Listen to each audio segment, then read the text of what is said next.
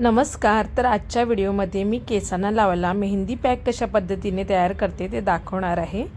तर सर्वप्रथम मेहंदी भिजवण्यासाठी मी इथे लोखंडाच्या कढईचा वापर केलेला आहे आणि मी केसांना लावते ती म्हणजे नुपूरची मेहंदी, कधी शेणाची मेहंदीही लावते आणि छान असा कलर हवा असेल तेव्हा नुपूरची मेहंदी लावते.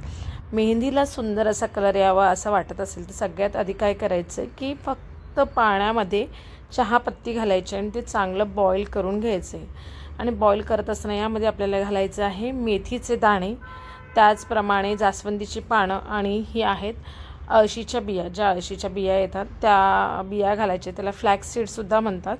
ते घालून पाणी आपल्याला छान असं उकळून द्यायचं, पूर्णपणे उकळवायचे.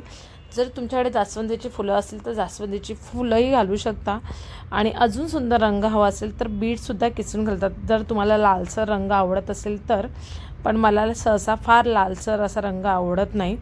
आणि जास्वंदीचे फुलं असतील तर नक्की जास्वंदीची फुलं घाला. माझ्याकडे जास्वंदीची फुलं यावी नव्हती त्यामुळे फक्त जास्वंदीची पानं, फ्लॅक्स सीड्स आणि मेथीचे दाणे घातलेले आहेत आणि हे चांगलं उकळून घ्यायचं आहे. आता उकळल्यानंतर थोडं थंड झाल्यावर आपण बघितलं तर जी मेहंदी भिजवणार आहोत त्यामध्ये ओतून घ्यायचं आहे. आता इथे माझ्याकडे आवळा नव्हता तेव्हा अवेलेबल, तर म्हणून मी आवळा पावडरचा वापर केला आहे. तुमच्याकडे आवळा अवेलेबल असेल तर पाणी उकळत असताना त्यामध्ये बघितलं तर आवळासुद्धा किसून घालायचा आहे. आता इथे 1 पॅकेट मी नुपूरचं घेतलेलं आहे मेहंदीचं आणि एवढं 1 पॅकेट माझ्या केसांना पुरेसं होतं की माझे केस फार लांब नाहीत. तुमच्या केसांना जेवढी मेहंदी लागते त्यानुसार घ्यायची, पण शक्यतो लोखंडीच्या कढईमध्ये तुम्ही मेहंदी भिजत घाला. घातल्यानंतरचे चहापत्तीचं आपण पाणी बनवलेलं आहे ते पूर्णपणे थंड झाल्यावर यामध्ये घालून घ्यायचं आहे. घालून आणि व्यवस्थित मिक्स करून घ्यायचे. त्याआधी मी इथे 2 चमचे आवळा पावडर घालून घेत आहे, कारण आवळा अवेलेबल नव्हता माझ्याकडे, त्यामुळे 2 चमचे इथे आवळा पावडर घालून घेणार आहे. आवळा पावडर घातल्यानंतर ती व्यवस्थित मिक्स करून घ्यायची आहे मेहंदीमध्ये. आणि मेहंदीमध्ये कुठेही गुठळ्या नाही राहणार याची काळजी घ्यायची. आता जे पाणी आपण उकळवलेलं आहे ते टाकल्यानंतर सावकाश सगळं व्यवस्थित मिक्स करून घ्यायचं आहे. तुम्ही बघू शकता मी यामध्ये पाणी घालून घेतलेलं आहे आणि जास्त पाणीही घालायचं नाही, थोडं पाणी घालायचं आणि मग मेहंदी मिक्स करून घ्यायची.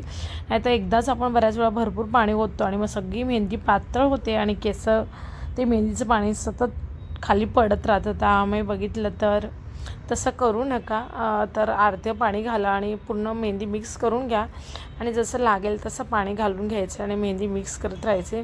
मेहंदीमध्ये कुठेही गुठळा राहणार नाही याची काळजी घ्या. आता व्यवस्थित आपल्याला मेहंदी मिक्स करायची. आता हात खराब होऊ नये म्हणून चमच्यानेच मेहंदी काढून घेतलेली आहे आणि माडेनच स्टँड जरा हे झालेलं म्हणून मला हातात पकडूनच आज यावेळी शूट करावं लागत होतं. तर अशा पद्धतीने मी थोडं थोडं पाणी घालून मेहंदी काढून घेत आहे. तुम्हाला लाल रंग आवडत असेल तर बीटसुद्धा यामध्ये किसून घालू शकता. बीटाने सुद्धा मेहंदीला छान असा लालसर रंग येतो. तर इथे आपल्याला जवळजवळ 7 ते 8 तास मेहंदी व्यवस्थित भिजवून द्यायची आहे. मेहंदी जेव्हा पण लावणार असाल तेव्हा व्यवस्थित टाईम काढून लावा. लावली आणि लगेच धुवून टाकली असं करू नका. तर जवळजवळ 7 ते 8 तास मी ही मेहंदी या लोखंडीच्या कढईमध्ये भिजत टाकलेली आहे. तुम्हाला वाटत असेल तर रात्री झोपतानाही म्हणजे भिजत घालू शकता आणि सकाळी लावू शकता. तर मी रात्रीच भिजत घातलेली आणि आता सकाळी तुम्ही बघू शकता मेहंदी खूप छान भिजलेली आहे.